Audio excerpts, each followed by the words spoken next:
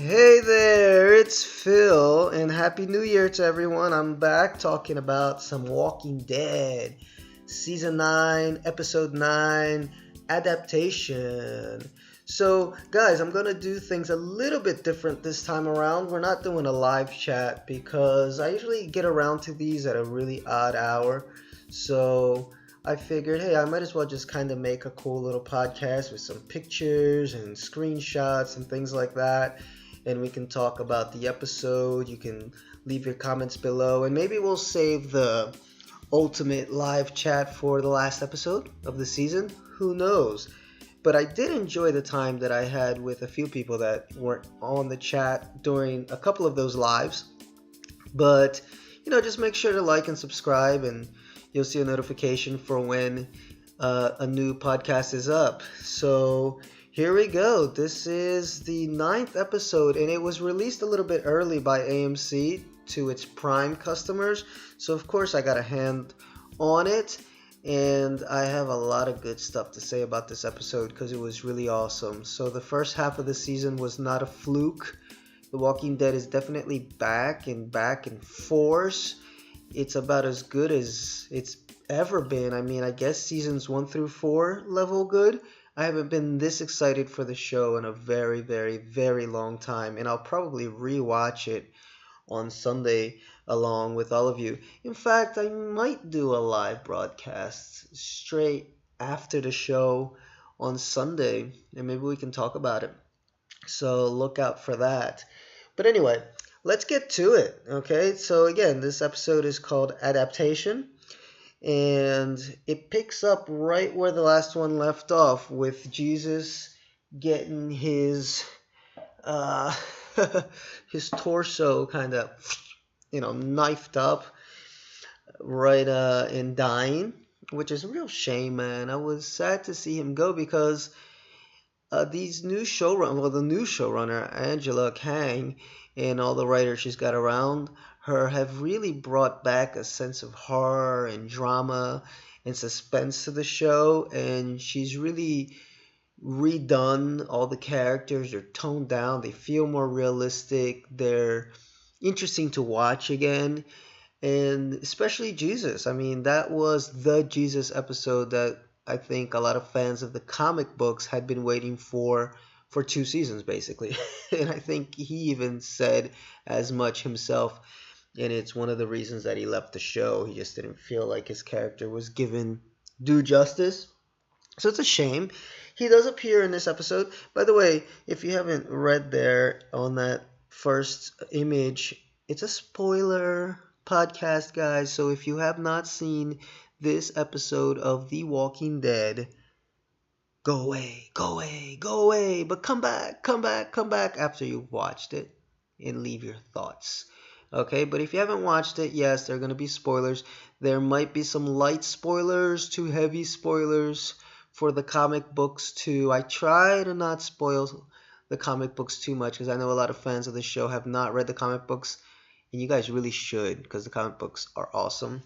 I mean, the show's great, but the comic book is about 100 times better. But anyway, so I'm going to talk about a few of the storylines. I'm not going to go in exact order of how they happen in the show because we got a lot of stories intermixed, as The Walking Dead usually does. But, they kept the pacing up. They kept everything very much bottled up and done very well. But it does begin with our friend Negan, right? Negan, as we saw at the end of last season, had a little space to escape, right? Somebody left his cell door open, if I recall. And so he does. That's exactly what he does. He actually goes up to Judith's. That's a difficult one to say, huh? Judith's.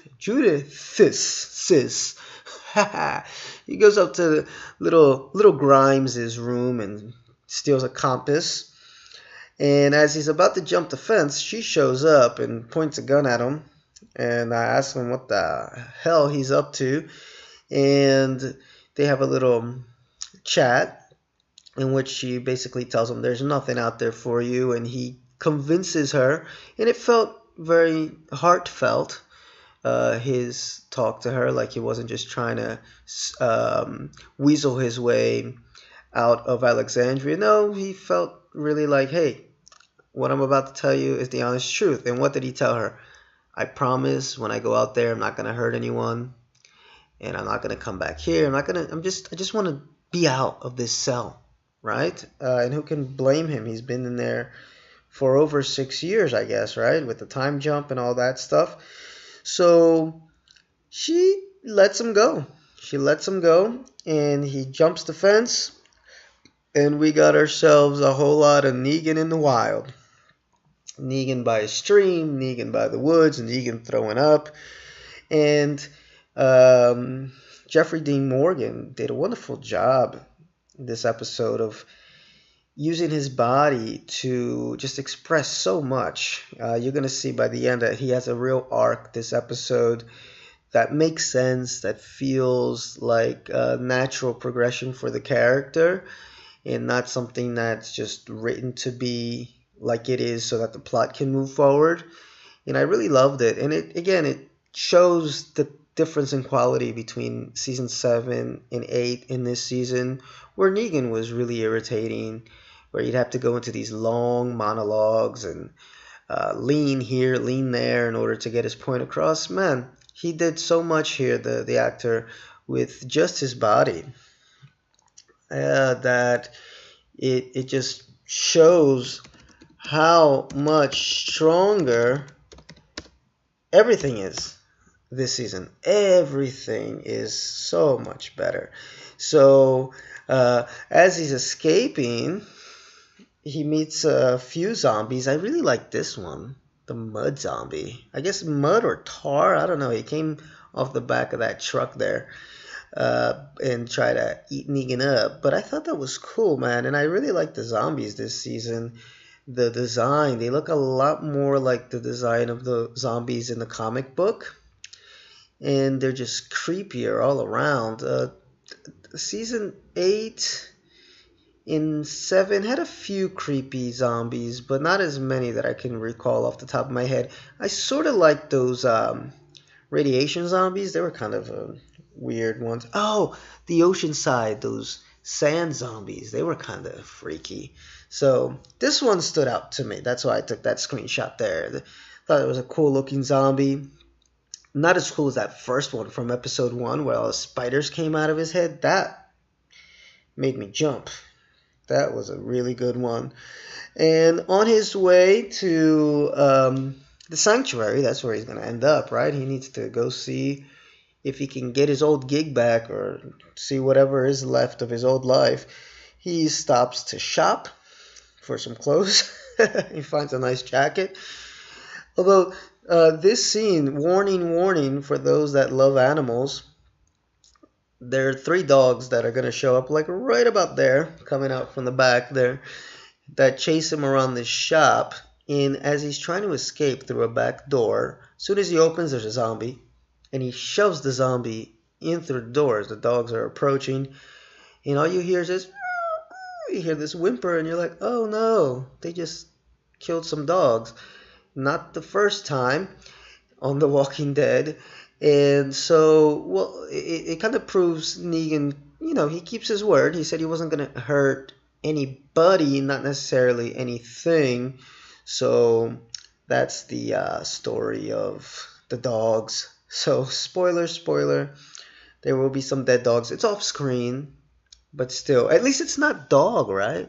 Because everybody seems to love Dog, including me.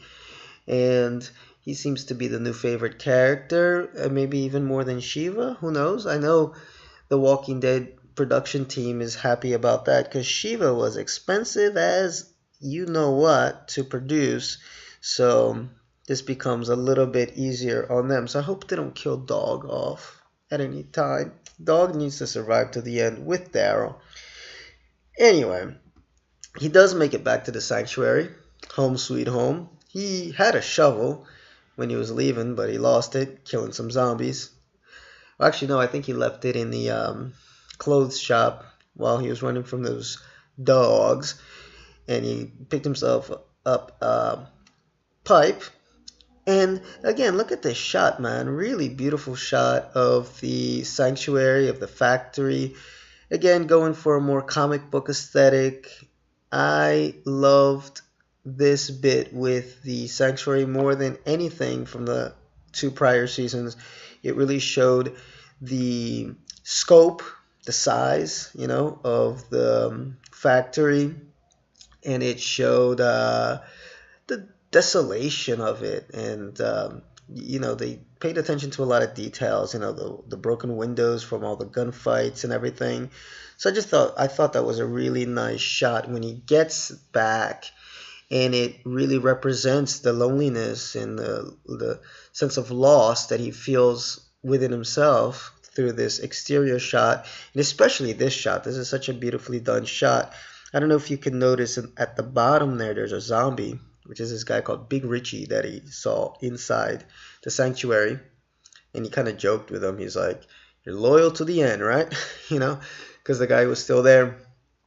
And this is where Negan is still trying to figure out what his place is in this post-savior world.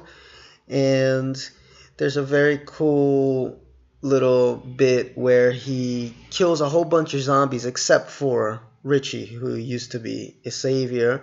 And he goes back inside, he puts some couches down, tries to think about, is this really what I want for my life? And he realizes pretty quickly that no, it isn't.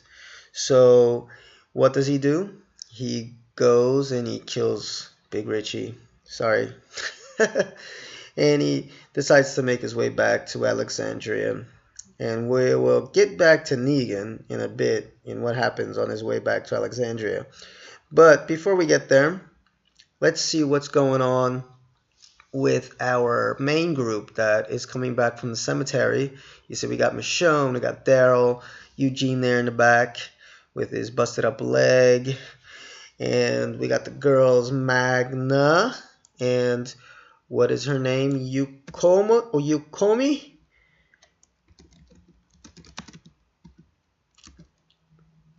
I always mess that up. Sorry, guys. That is my bad. But anyway, they're coming back. I'm going to look up her name because I always forget her name, man. But I got it right here. Give me a second. This is live, guys. Oh, it's not really live. I could edit this out, but fuck it. I don't feel like it. There she is. Yumiko. Sorry, Yumiko. Hard name to remember, guys. I'm terrible with names. But yeah, she's going back with Yumiko, and she's riding real close. So I don't know what they're trying to set up there, because I thought that the couple was going to be Connie and Kelly, but maybe Connie and Kelly and Yumiko and Magna. This is like it's gonna turn into the L word, the walking L's, which is fine with me. I don't give a damn, as long as they're good characters and they're happy, which they seem to be. But anyway, as they're walking back, they see some walkers. And Eugene kind of asks, "Hey, are these the original brand or the living kind?" And so they go and investigate. And there's an awesome little fight there on looks like a bridge of some sort. And they capture Lydia. And as you can see there, Michonnes is taking no shit. Which I love about Michonnes this season. She's hardcore as hell. She's been through a lot, and it shows. It kind of sucks to say this, but I think Michonnes' character works best when she's screwed up in the head about something. Like when she first arrived on the show, and then when they shipped her with Rick, it just, like she lost so much. And I appreciate that she's back to being this really pissed off, trust nobody, take no prisoners, Michonnes, because that's when her badass side comes out. So there she is. She's already killed a couple, and she's ready to kill Lydia. But then Daryl says, yo, let's take her because, we can find out some information about who the heck these people are that are walking around with zombie faces on, right? I would like to find out some more. And Lydia doesn't say much, but they return to the hilltop with her. And by the way, God bless Thomas Paine, the actor who plays Jesus. It was really, really, really cool to actually even appear in this episode. It was kind of important for them to bring him back to Hilltop, so I guess, he had to be part of this. And not only was he back, I mean, he was on his back for most of the episode. If you can see even back in this shot, in the picture right there on the right, there he is hanging over the horse, right next to Daryl and Aaron, in between the two of them.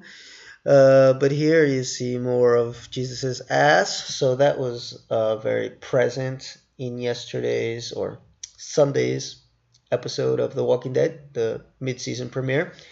So, hooray for Jesus's ass. It's a shame he has to go, but the show must continue.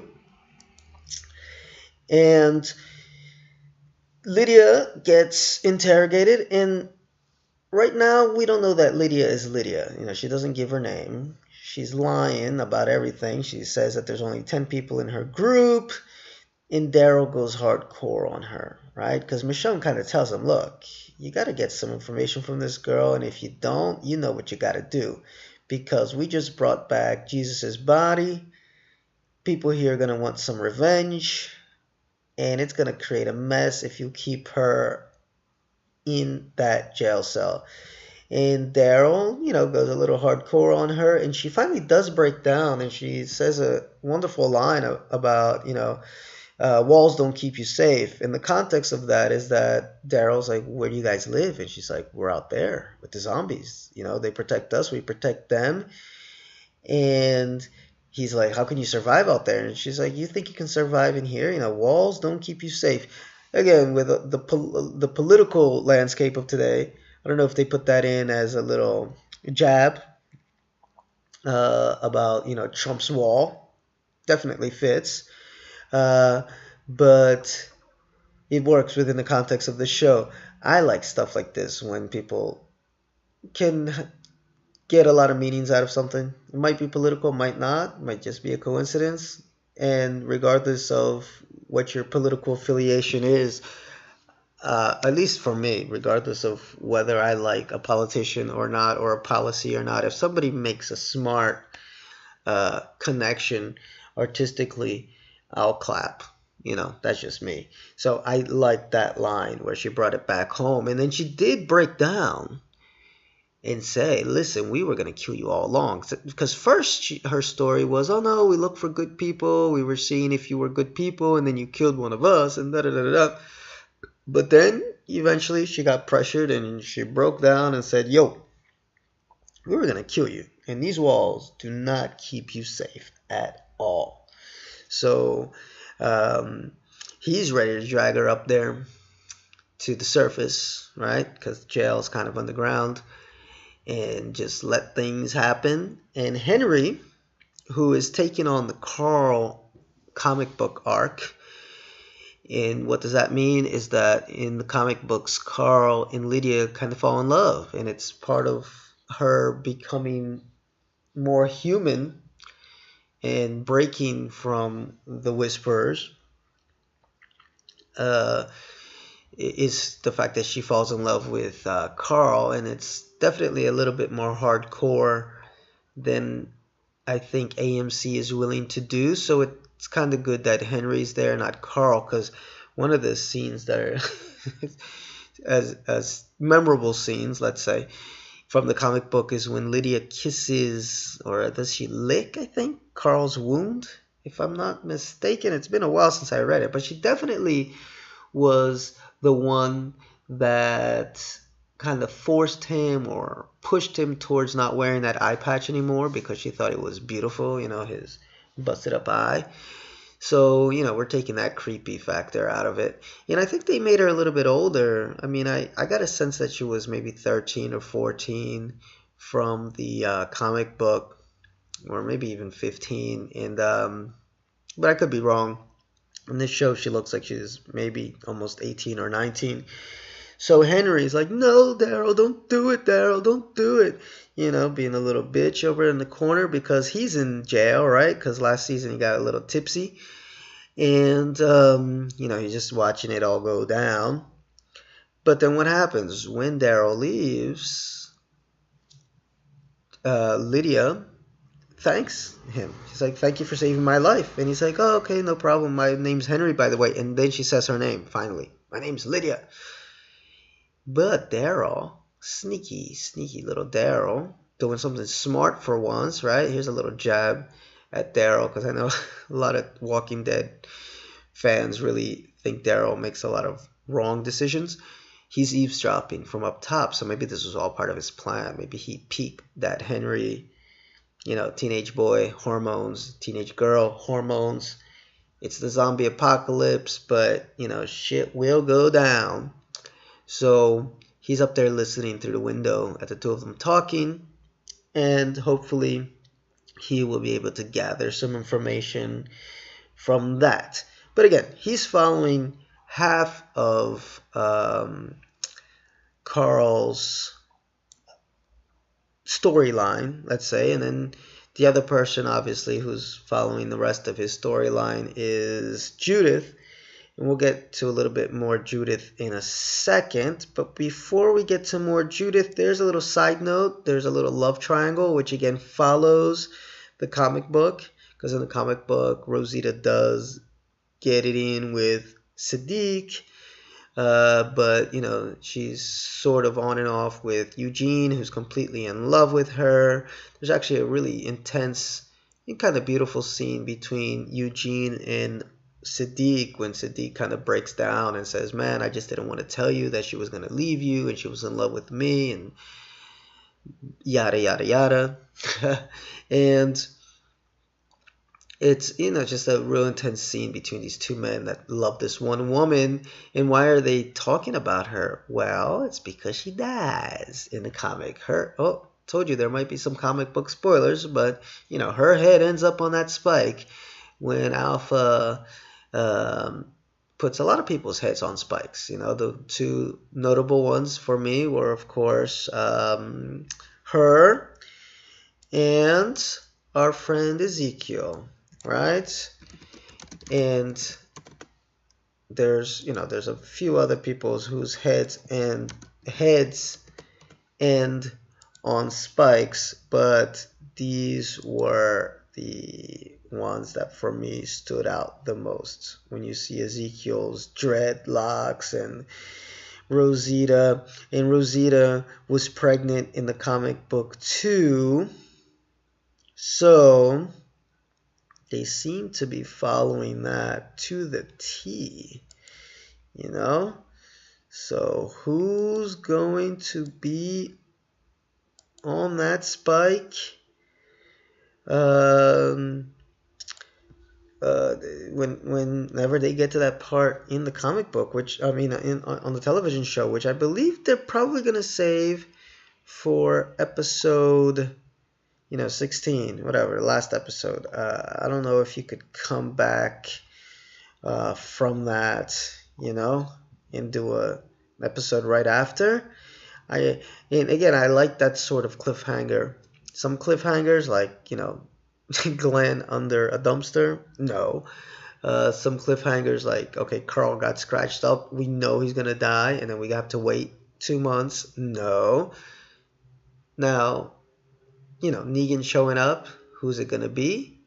Infuriating, especially if pretty much know that Glenn is definitely gonna go. Yes, it can be annoying, but I still kind of dug it because, it works as a cliffhanger. And definitely a bunch of heads on spikes. That works.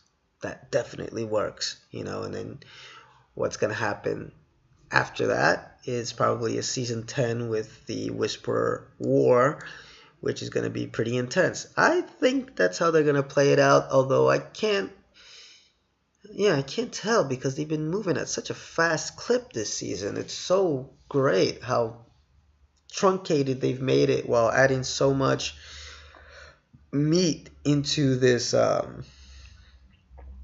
story. But I figured that they got to stretch it out for 2 seasons. They're not going to stretch it out forever. Governor was 2 seasons.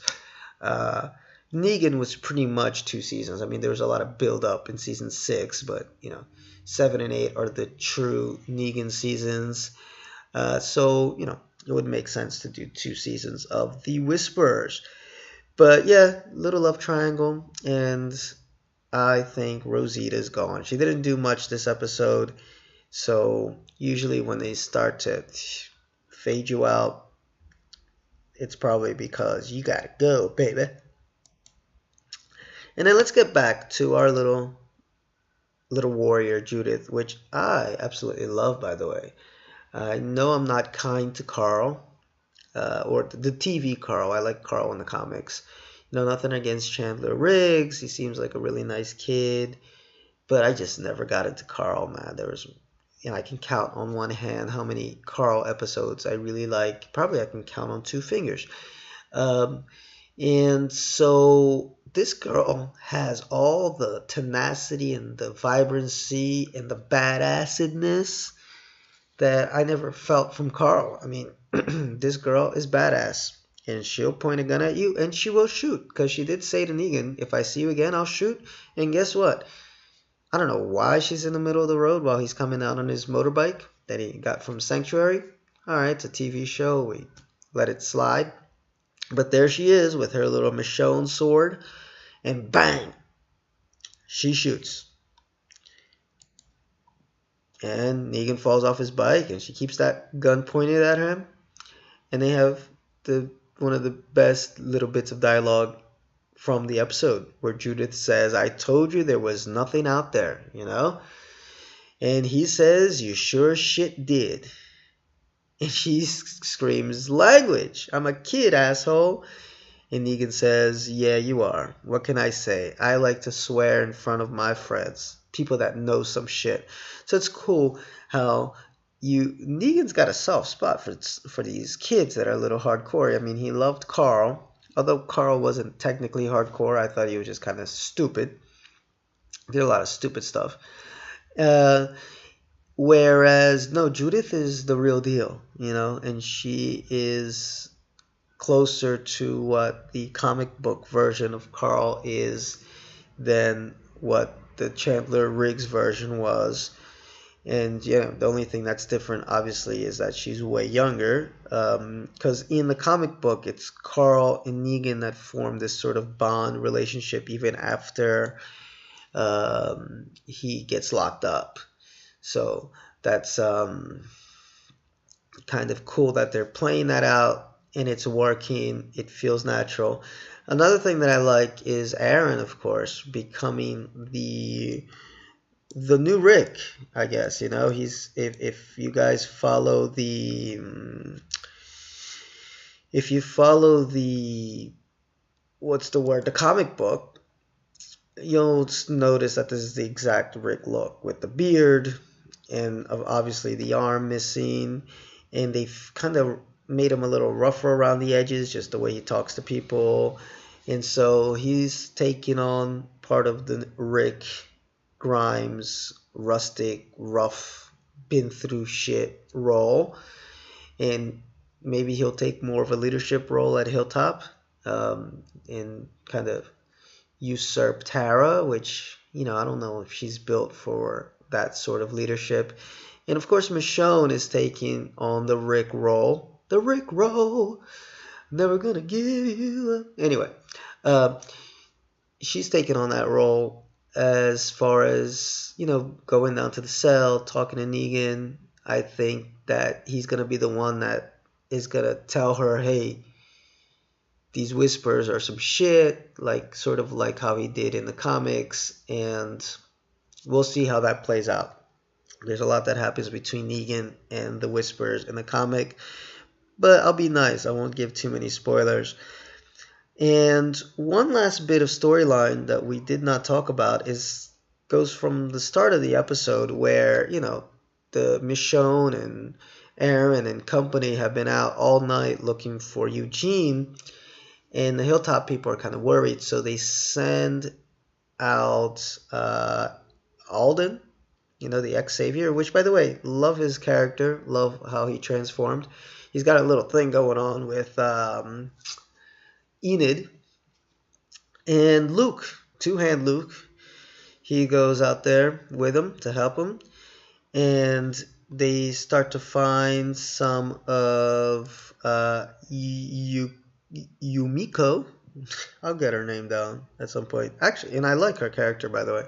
So no disrespect. It's just names for me are a bitch.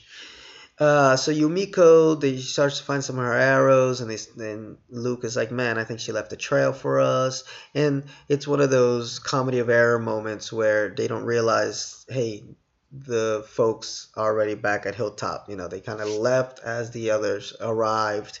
So they're out there looking, and then they see some walkers.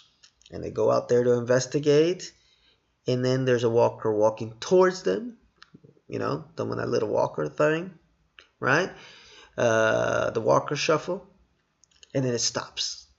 And man, what a great scene, great cinematography, because the walker stops, and the camera pans around them, and there's all these other walkers that are just there, stop, and they're surrounded.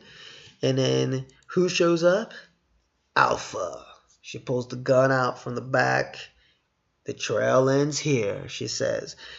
And boy, oh boy, this is what The Walking Dead's supposed to be about, right? It's suspenseful, dramatic, kind of nutty. And I'm actually, I'm enjoying the Whisperer storyline so far.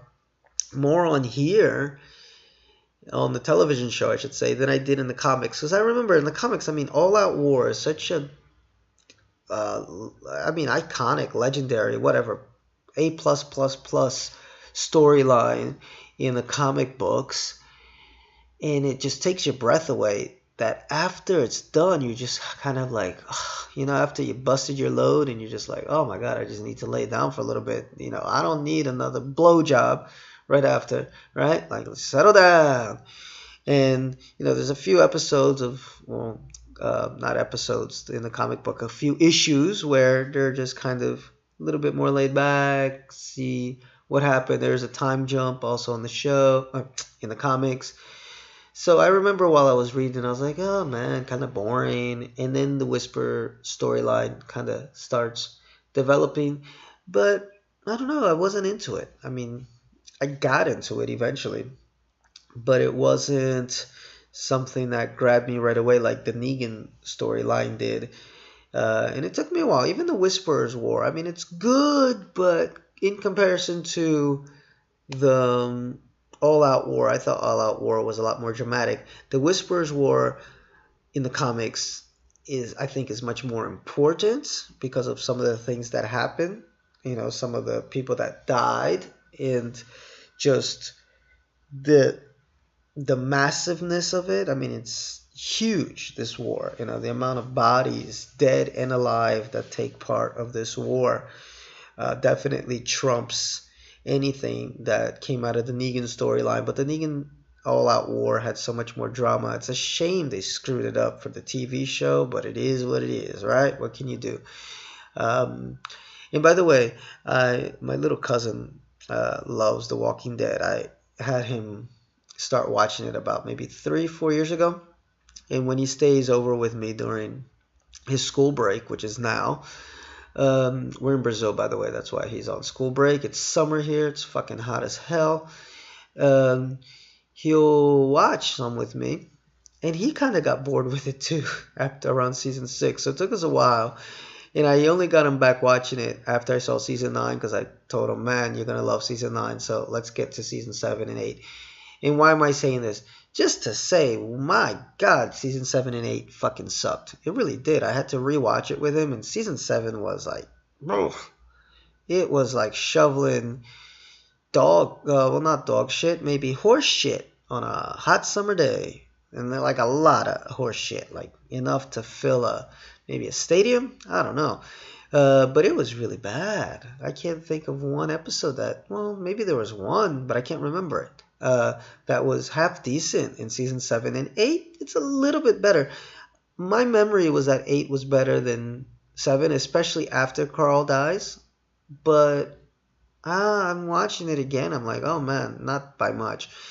And especially when you compare it to what The Walking Dead is producing at this moment. I mean, it feels like a show that could go on for another 4 or 5 years.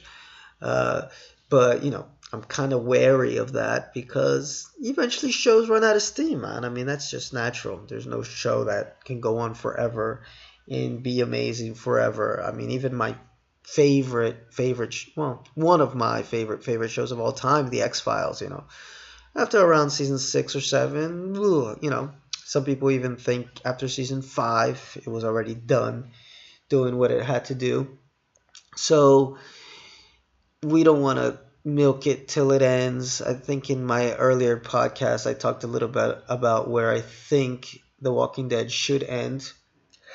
And it's probably when they reach a certain little place that they've reached in the comic books, and should just keep it at that. Again, I'll be nice and I won't spoil the comics too much for you. But anyway, guys, that's it. Look at me, 36 minutes. So that's a pretty good time. And that is your Walking Dead Season 9, Episode 9 review, full of spoilers, and I hope that you enjoyed it. Again, thanks for listening. Please like, please subscribe. I guess there's a little bell that you gotta click on to get notifications. Hey, you want to do that? Have fun. I do, a little young Frankenstein. I do some podcasts on Star Trek Discovery every Thursday when that comes out. So if you're a sci-fi fan, if you enjoy Star Trek Discovery, check that out. I'll be coming out with a podcast for the Oscars real soon. My picks for the Oscars. I do it every year, just that this will be the first podcast. But I have it on my blog, brazusa.wordpress.com. That's BRAZUSA. Okay, Brazil, USA, Brazusa. Okay, easy to remember. And it's .wordpress.com. So check that out. I got a whole bunch of stuff on there. And I got a few podcasts with my friend Jeremy and on some big franchises like Friday the 13th, Halloween, Alien. And hopefully we'll get some more of those out because we had some good listenership, viewership on those podcasts. So thank you. That's all I got to say. Tell your friend. And the last podcast got 100 views. Come on, tell a friend. Get me up to 200. Right? You want to do that for me? I'll be happy. And I'll make these even better. I'm trying. So have a good time. Watch on Sunday. If you haven't, I don't know, or if you haven't watched it already, I don't know why you're listening to this. And that's it. I'm talking too much now, right? I think it's time to go. And here's my outro music.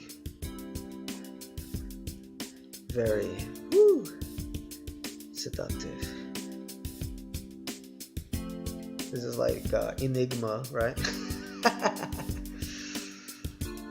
It's just some bullshit music. Come on. Let's go. Jam to it, motherfuckers.